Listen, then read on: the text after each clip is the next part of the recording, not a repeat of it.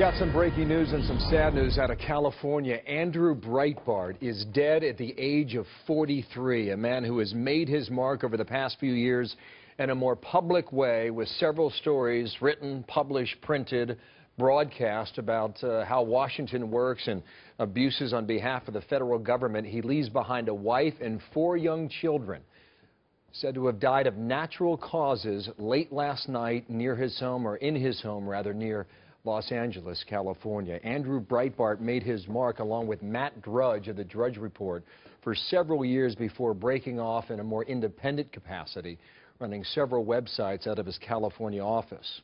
Jonah Goldberg knows him well. With me now, this sure is a stunner, Jonah.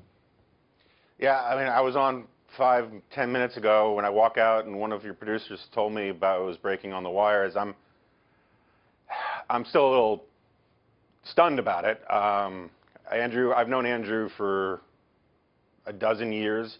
We were sort of among the first guys out there on the web. Back in the old days of instant messenger, we would talk, I don't know, 5 times a day, you know, back in the late 90s, back when he was working for Drudge and I was starting National Review Online. He was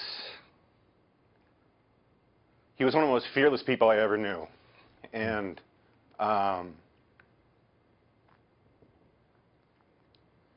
it's hard news to take.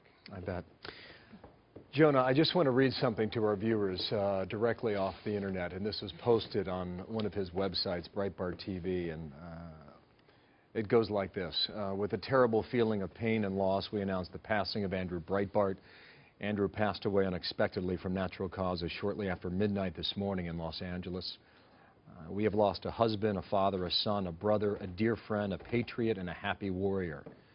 Andrew lived boldly so that we more timid souls would dare to live freely and fully and fight for the fragile liberty he showed us how to love.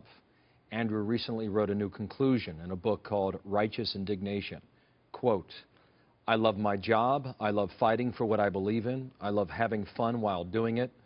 I love reporting stories that the complex refuses to report.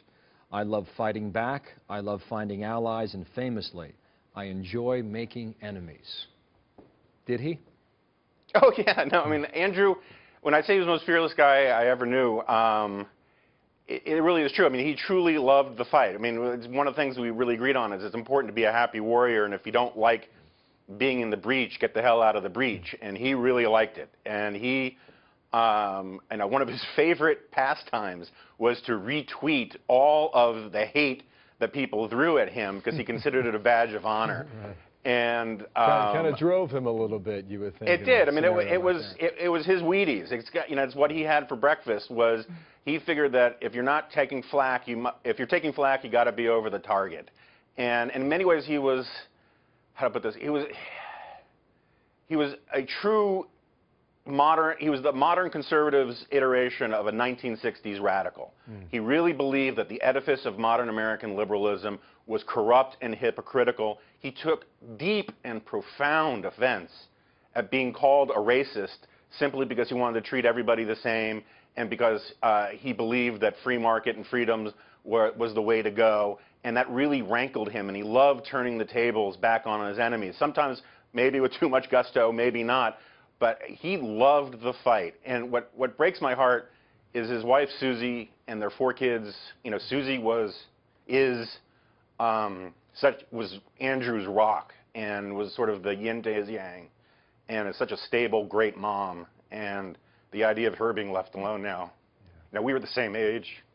Anyway, I probably shouldn't have come on. Listen, I know this is a tender time, and I and Martha as well and our viewers certainly appreciate what you offer on a time like this. I'll let you get your thoughts together, Jonah. Thanks, get Bill. to Martha for a bit more.